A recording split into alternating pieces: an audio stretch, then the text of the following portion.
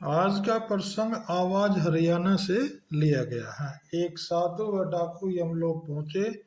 डाकू ने यमराज से दंड मांगा और साधु ने स्वर्ग की सुख सुविधाएं। यमराज ने डाकू को साधु की सेवा करने का दंड दिया। साधु तैयार नहीं हुआ। यम ने साधु से कहा, तुम्हारा तप अभी अधूरा है।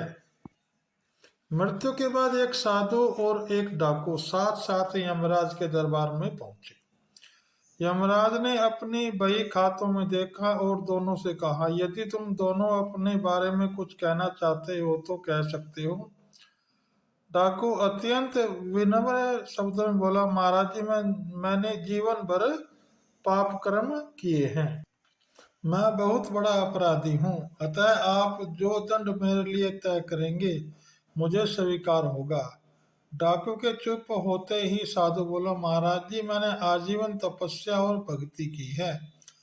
मैं कभी असत्य के मार्ग पर नहीं चला। मैं सदैव सत्कर्म ही किए हैं। इसलिए आप कृपा करके मेरे लिए स्वर्ग के सुख साधनों का प्रबंध।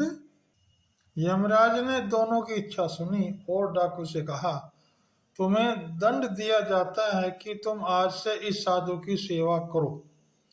डाकू ने सिर झुकाकर आज्ञा स्वीकार कर ली। यमराज की यह आज्ञा सुनकर साधु ने आपत्ति करते हुए कहा, महाराज, इस पापी के स्पर्श से मैं अपवित्र हो जाऊंगा। मेरी तपस्या तथा भक्ति का पुण्य निरर्थक हो जाएगा। यह सुनकर यमराज क्रोधित हुए और बोले, निरपराध और भोले व्यक्तियों को लूटने और हत्या करने वाला तो इतना विनम्र हो गया कि तुम्हारी सेवा करने को तैयार है, और एक तुम हो कि वर्षों की तपस्या के बाद भी अहंकारग्रस्त ही रहे और यह न जान सके कि सब में एक ही आत्म तत्व समाया हुआ है। तुम्हारी तपस्या अधूरी है, अतः आज से तुम इस डाकू की सेवा करो। इस कहानी से आपको क्या शिक्षा मिलती है, आप कमेंट में डाल सकते हैं।